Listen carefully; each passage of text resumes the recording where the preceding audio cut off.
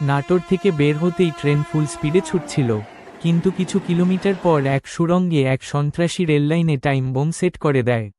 বাংলাদেশ সেনাবাহিনীর কন্ট্রোল রুমে গোয়েন্দা সূত্র থেকে খবর আসে, কিন্তু ট্রেনের ব্রেক ইতিমধ্যেই ফেল হয়ে গেছে। ডিব্বাগুলোতে চিৎকার চেঁচামেচি শুরু হয়ে যায়। তখন সেনাবাহিনীকে খবর দেওয়া হয়।